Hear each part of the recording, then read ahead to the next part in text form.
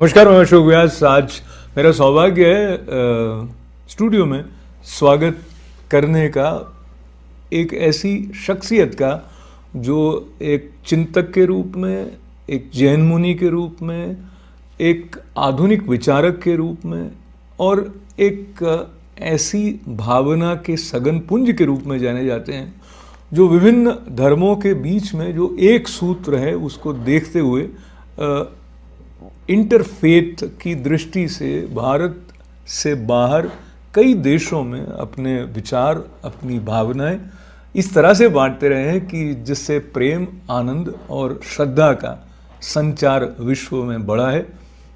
हिंसा से परे अहिंसा की तरफ विश्व को ले जाने की दृष्टि से आपने एक महत्वपूर्ण संस्था अहिंसा विश्व भारती की स्थापना की है और सौभाग्य से अब उसका एक अध्याय, एक चैप्टर अमेरिका में भी शुरू हो रहा है। इसी सिलसिले में और अंतर्राष्ट्रीय योग दिवस और अन्य कई कार्यक्रमों के साथ आपकी ये यात्रा जुड़ी हुई है और मैं जब स्वागत कर रहा हूँ आचार्य लोकेश मुनि जी का, तो मुझे ये भी स्मरण आता है कि आप वक्ता और लेखक होने के साथ साथ कवि भी हैं। आपका बहुत बहुत स्वागत। बहुत बहुत स्वागत। तो मुनि जी, जब लोगों के मन में ऐसा आता है कि कोई बहुत गंभीर चिंतन करने वाला है तो अक्सर वो सोचते हैं कि इनके पास हास्य का या रसमयता का स्थान शायद कम हो जाता होगा, पर आपके पास आपकी बातें सुनते हुए, बल्कि आपकी रचनाओं को पढ़ते सुनते हुए भी ऐसा लगता है कि आप गंभीर बात को सहज ढंग से अभिव्यक्त करने की न केवल क्षमता रखते हैं बल्कि मुझे लगता है आपको पसंद भी है। बिल्कुल, क्योंकि धर्म या वैराग्य का अर्थ उदासी नहीं है। वैराग्य और धर्म से तो आनंद फूटना चाहिए और सचमुच में आनंद फूटता है तभी अध्यात्म घटित होता है। अगर आनंद नहीं फूट रहा है तो समझना चाहिए साधना में कहीं न कहीं अभी कमी है। मेरा ये मानना। आपका ये मानना लेते हुए मैं आपके बचपन की तरफ जा रहा हूँ और पचपदरा स्थान है राजस्थान में जहाँ पर आपका जन्म हुआ 17 अप्रैल 1961 का समय, और अगर देखा जाए तो सशरीर जो समय आपका है वो इतना अधिक नहीं जितना अधिक आपका योगदान है विभिन्न कार्यों में। तो आपके साधना पक्ष की तरफ अगर चलें तो सबसे पहले आपको ये अनुभव कि आपके भीतर से आनंद फूट रहा है, वो वाले क्षण, वो अनुभूतियाँ। मैं एकदम बाल्यावस्था में था जब 12-13 वर्ष का, तो मेरे गांव में एक मुनि जी चातुर्मास करने के लिए आए और मैं उनकी तरफ खींचा चला गया।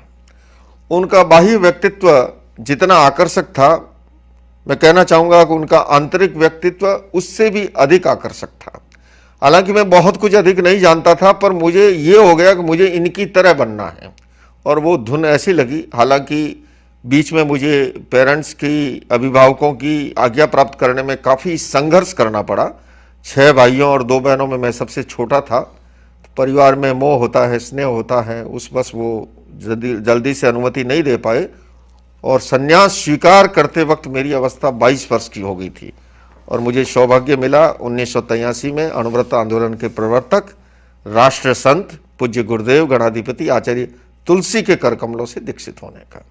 आचार्य तुलसी जी का नाम सुनते ही कई प्रकार की जो प्रेरणाओं की धारा हैं उनका स्मरण हो आता है, और ये जो एक विभाजन रेखा कह दें, शरीर मनुष्य का है, एक गृहस्थी है, एक सन्यासी है, दोनों की यात्रा का अंतिम लक्ष्य तो एक ही है ना। बिल्कुल ठीक कह रहे हैं आप। और इसमें आचार्य तुलसी वो बहुत ही प्रगतिशील विचारों के धनी थे और उन्होंने नए नए प्रयोग भी किए। जैसे अभी आपने जिक्र किया गृहस्थ आश्रम का, संन्यास आश्रम का, उन्होंने उसके बीच में एक कड़ी शुरू की थी समन समणी के रूप में, जिससे कि विदेशों में प्रचार हो सके।